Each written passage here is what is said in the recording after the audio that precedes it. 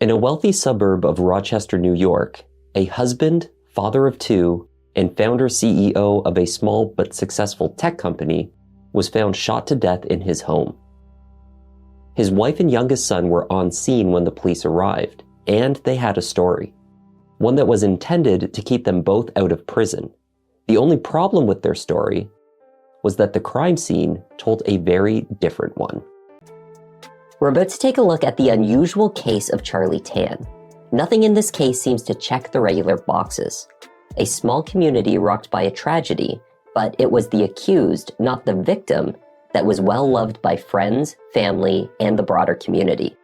The trial held surprises, the jury was divided, the judge showed his bias, and when all was said and done, justice in this case, if you agree with the outcome, came from an unexpected turn of events. Let's take a look.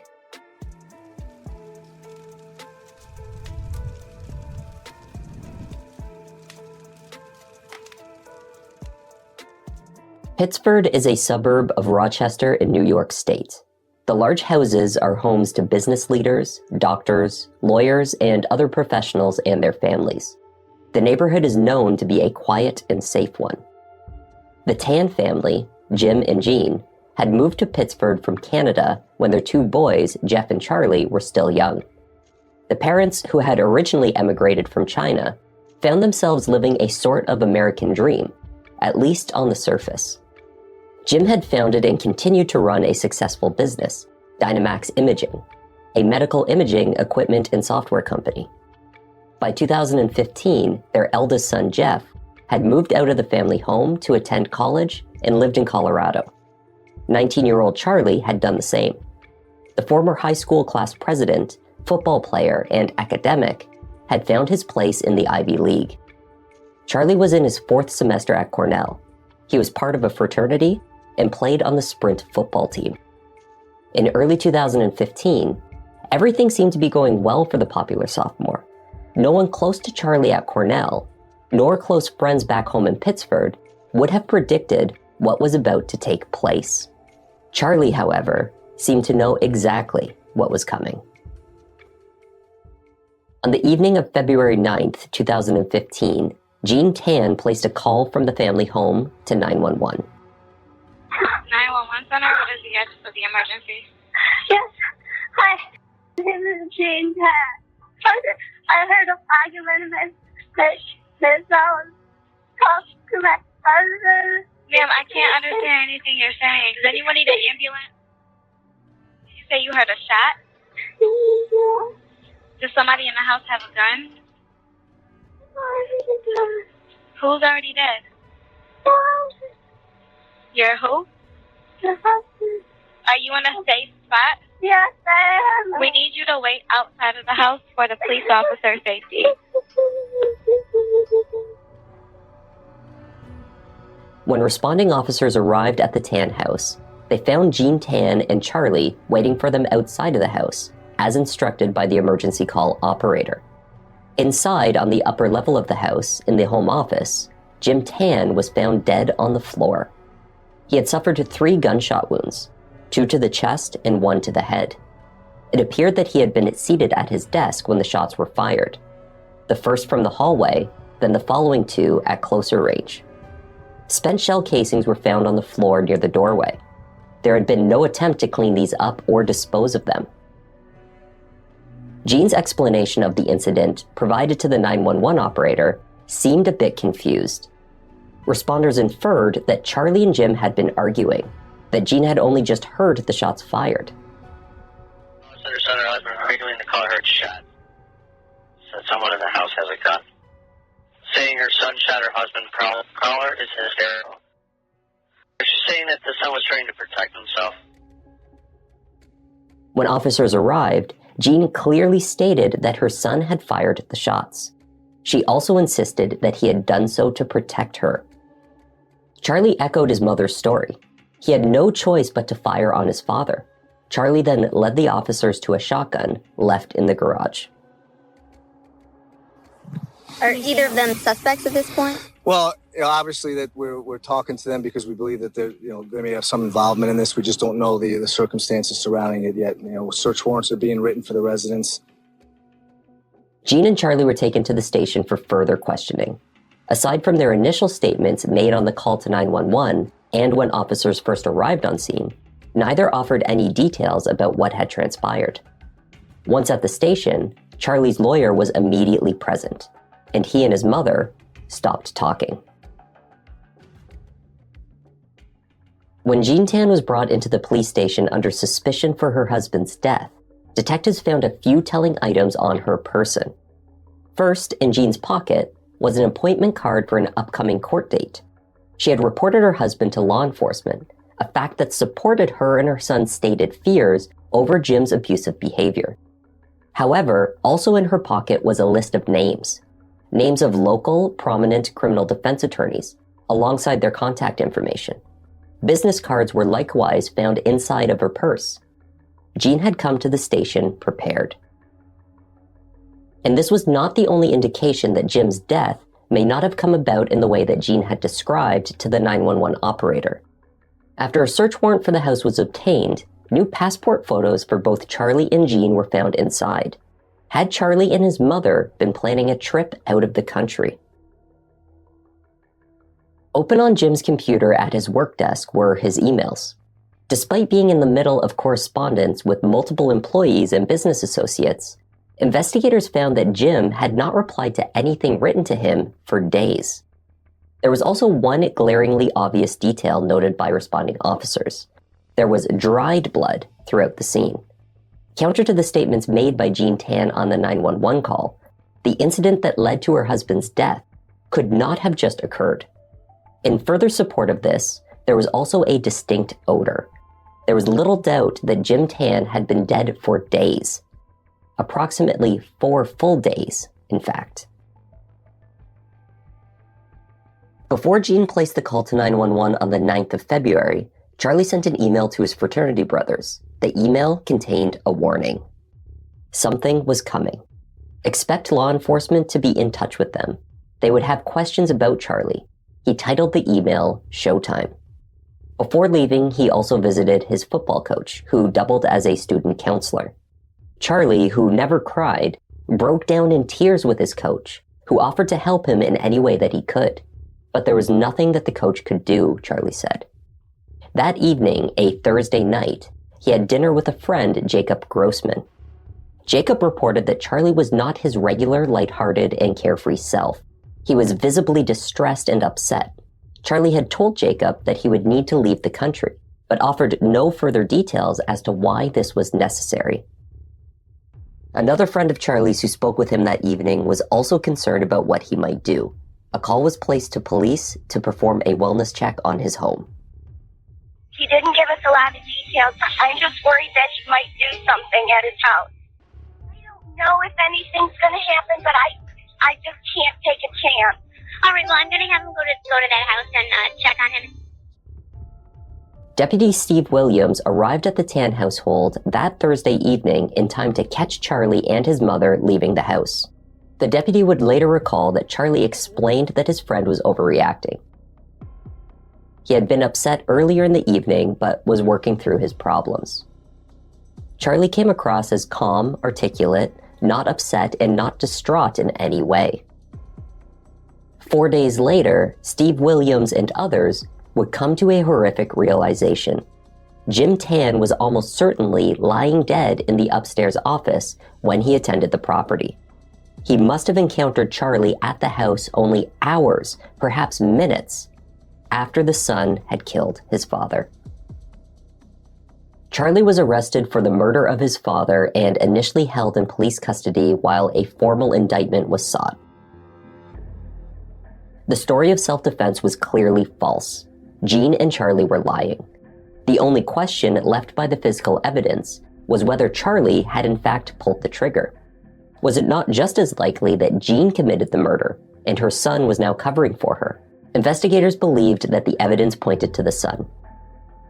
Shell casings found in the office doorway had Charlie's fingerprints. Notably, the shotgun did not. But there was also no sign of a struggle, only a case forming of a subsequent cover-up. this was not a justifiable homicide. The grand jury of Monroe County has voted an indictment against Charles Tan linked to the allegations contained in the felony complaint for which he was arraigned on Tuesday. No surprise that he's been indicted on something. That certainly doesn't surprise us. I think what is surprising is the crowd that you see here today, and that really speaks to the character of my client and who he is and what he's done with his life. News of Charlie's arrest and indictment sent shockwaves across the Pittsford community. It was difficult for many of those who had known Charlie for years to comprehend that he could be capable of murder. I heard this morning that it was Charlie. That's when I got emotional, because that's who we know, my kids know, and know of, being this sweet person who wouldn't hurt who wouldn't hurt anyone. Very popular, well-liked. Everyone liked him. A GoFundMe page launched by one of Charlie's closest high school friends raised $50,000 for his defense from families across the community. If Charlie Tan had killed his father, he must have had no other choice. This sentiment was further reinforced as the history of the Tan family conflicts came to light. It's crazy to think about how he was going through that at home, and yet to everybody else, he was the kindest, sweetest person ever. It shows just how much he actually meant to the community and how much everybody respects him and believes in him. The 911 call placed on the 9th of February was not the first one made by Jean Tan. In fact, emergency calls from the Tan household had been made 18 times over the span of just over a decade that the Tans had lived in Pittsford. It has been assumed that most of these calls were made by Jean or her sons about Jim's alleged abuse. However, reports show a murkier picture. Most of the calls were initiated by Jim Tan, calling law enforcement with complaints about his eldest son, Jeff, or his wife. In one call, Jim Tan alleged that his wife attacked him after an argument and scratched him. In another, Jim suspected Jeff had put something in his food to make him ill. But the last call before Jim's death, placed just 10 days prior, was Jean seeking help to keep her safe from her husband. 911 Center, what's the address of the emergency? Yes, hi, my name is Jean Tan, and my husband, I need your protection. I'm so scared. Please, You want an please ambulance? help. Okay. All right, so there's no issue here. Just my wife and myself have some arguments. On the 4th of February, the day before Charlie left Cornell and returned home for what he had dubbed showtime, he had a phone call with his mother. On that call, Jean told her son that the situation at home was getting worse. She told him once again that she believed the next time Jim was going to kill her. Charlie told her to lay low, stay in her room with the door locked, and to not do anything that might piss off his father. Calls for help over the years had led only to Jim being forced to leave the family home for a few days at a time. Upon his father's return, the cycle reset. That is, until the 5th of February, the day Charlie came home. It was the end of the line. He was going to break the cycle before his mother ended up dead. Charlie pleaded not guilty to the murder charge. As the trial approached, Charlie's lawyers advised that he not admit to the shooting. They successfully argued that his statements to deputies at the scene, the statements admitting that he had shot his father but that he had to, be suppressed. There would be no confession presented at trial when it commenced less than a year later. He was released on bond for the duration. The prosecution did not view the violence in the Tan household as a justification for murder. Rather, Jean's many calls for help and the escalating situation inside the home leading up to Charlie's return from Cornell was what gave the teenager a motive for murder. But our theory is that information was conveyed to him about something that would make him want to kill his father. In addition to motive, the state could prove that Charlie may have planned the murder in advance and had sought to flee in the days following. He planning to leave the country? Did he leave the country? Don't know the answers to those. You'll have to wait and hear what comes out at the trial. The shotgun was tracked to a purchase made at a Walmart near to Cornell on the day of the murder. Video surveillance footage showed Charlie in the store attempting to purchase the weapon. The store would not allow him to buy the gun that day. Charlie did not have American citizenship.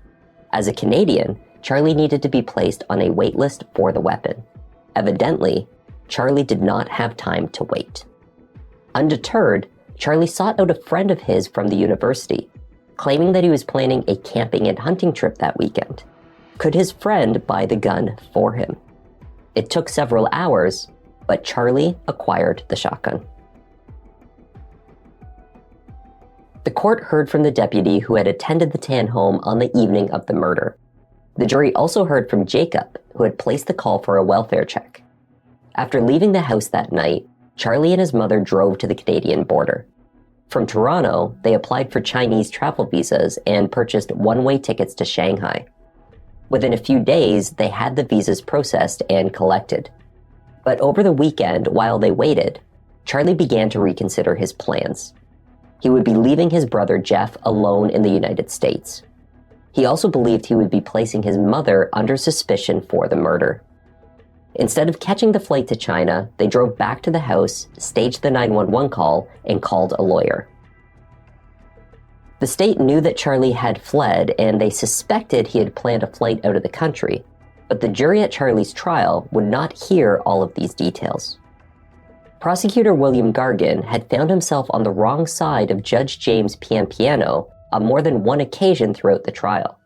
He was scolded again after an arguably theatrical performance in closing arguments, in which he used the murder weapon as a powerful prop to present his argument.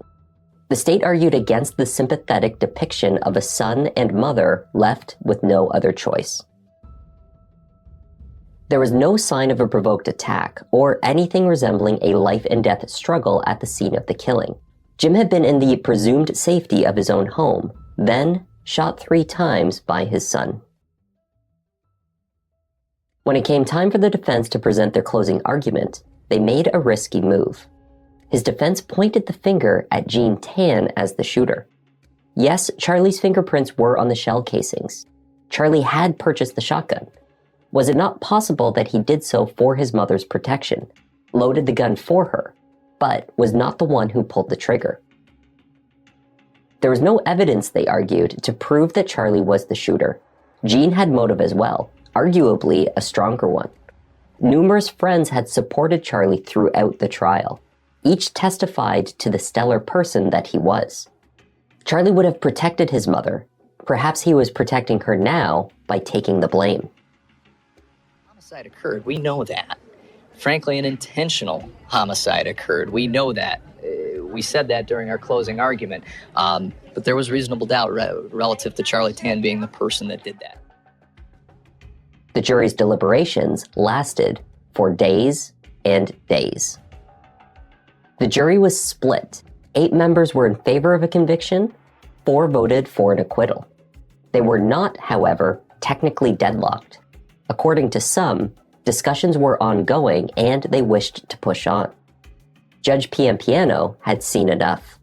As deliberations stretched into a second week and the jurors reported being exhausted, the judge stepped in and declared a mistrial. We're very passionate with our conviction of how we felt one way or another. There's a piece of American cheese, there's a piece of Swiss cheese. Swiss cheese has got some holes. Some of us could get to those holes and fill them, some of us couldn't. The Subaru at the airport, and there was mention of Border Patrol, and the car had gone over to Canada sometime that weekend after the crime occurred, and nobody ever testified to whose car it was. Nobody testified to who drove that car, the dates it was out of the country. Willing to work this morning. He told us to go back in, start over, and we were willing to do that. We came back this morning all ready to start, and we thought we were going to come to one. And unfortunately, we were a little surprised by the mistrial. It does kind of makes you feel as though justice wasn't served. Because we didn't get that chance to actually come up with a unanimous verdict. I had no words. I was in total shock that he would decide that. And in my heart, I didn't feel that justice was served at all. Disappointed at all, Brian? Of course we are. We came into this expecting to win, frankly. Anybody that comes into a trial and is satisfied by a hung jury is crazy. So we're disappointed. It's not a question of disappointment. It's a question of people's recommendation. The court has the full discretion as to how he is going to assess that. It's also an unusual case, so the court is looking at unusual factors. Roughly a month had passed when the parties were back in court for a hearing to determine the next steps. The state was determined to retry the case against Charlie Tan. With the defense's surprise tactics having been revealed, they were confident of their success the second time around. Judge Piampiano had not yet ruled on the defense motion to dismiss the charges.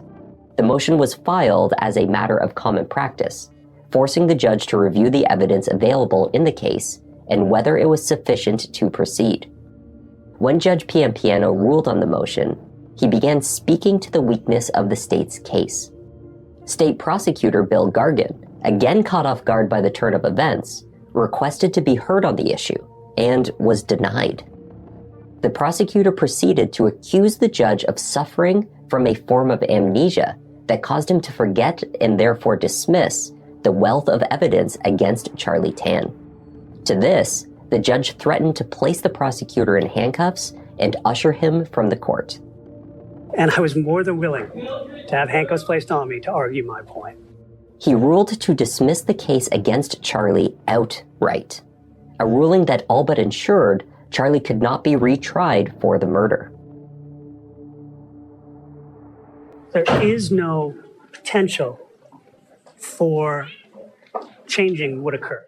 Why don't you explain why you don't think there should be another trial? Sure.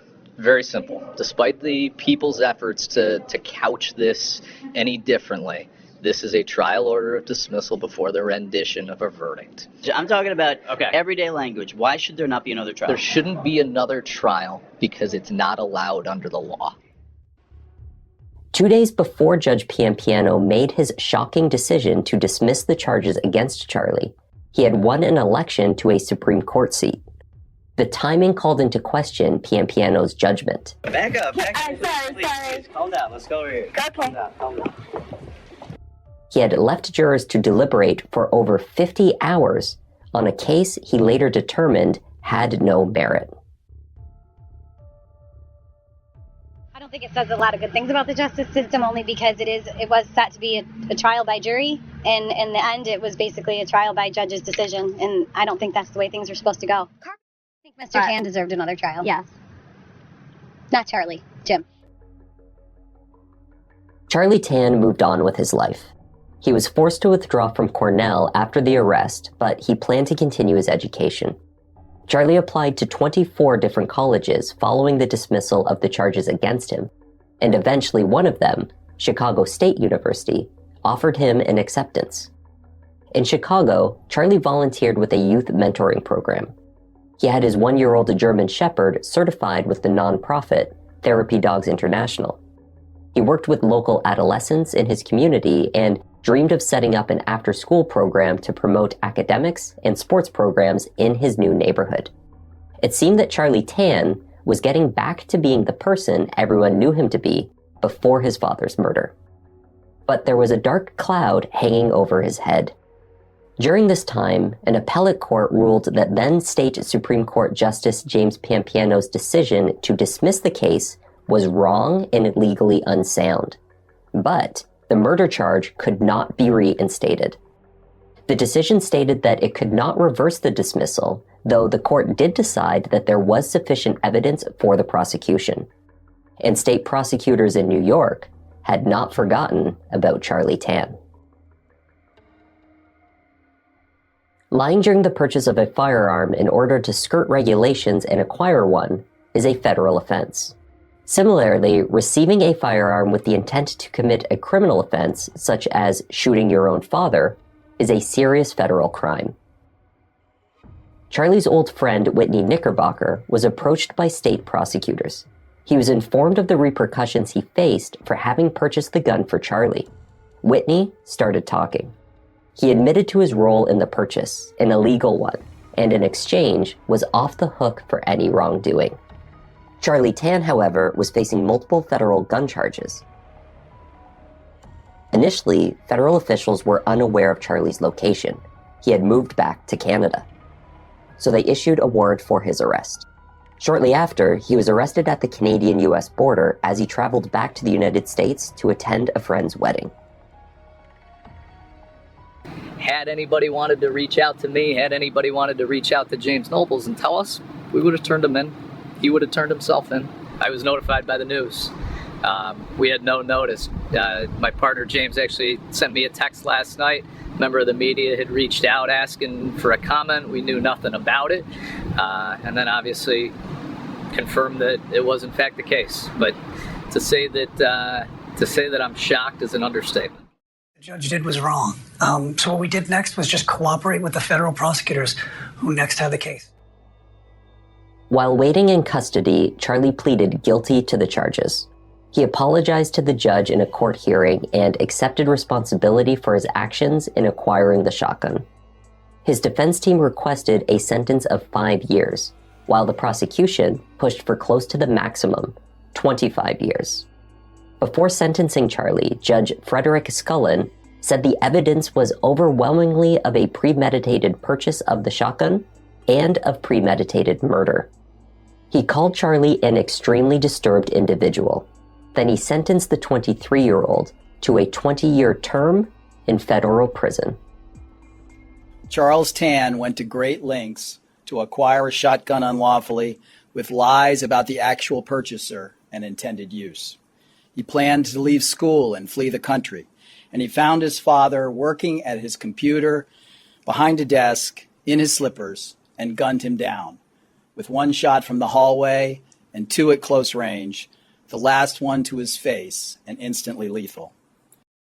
The actions that he went through, loading the gun, firing the gun, you have to discharge the shell casing to get the next round in, and he did that 3 times, closer and closer range. It shows premeditation beyond any doubt. He still has not come out publicly and said, I pulled the trigger. He's gotten all the way up to that point at his plea and in his sentencing submissions, but he will never and has never said what happened in that hallway and in that room that night. When the evidence is clear, and there's no reason for him to not say it at this point, he cannot be retried for murder. There was no threat of a further prison sentence being imposed should Charlie confess to the murder of his father, but he had not done so yet. In his 2019 bid to have his sentence reduced, Charlie Tan, for the first time, confessed to the killing. The request for a reduced sentence contended that there was excessive proof that Jim Tan was abusive and a threat to his wife, Jean. In a letter to the judge, Charlie wrote, "All I knew was that my mother was unusually defeated and repeatedly told me that he was going to kill her. I felt like there was no other option, that I had to protect her. Rather than digest the situation and any other possible alternatives, I acted on impulse, leading to my series of immature and irrational decisions. I entered my parents' home through the back door, walked upstairs, turned into my father's office, and shot my father 3 times as he was sitting at his desk. I knew I had killed him." Charlie's appeal for a reduction in his sentence was denied. Back in 2015, as the state and defense teams prepared for trial, Charlie was approached with a plea deal. If he pleaded guilty to first-degree manslaughter, he would serve an 8-year sentence. That would, of course, set him up for release in 2023. Charlie is currently serving his 20-year sentence at the medium-security Ray Brook Federal Prison near Lake Placid, New York. He was a good boy. He still is a good boy. He just did a bad thing. He's doing the right thing now. And that was the unusual case of Charlie Tan,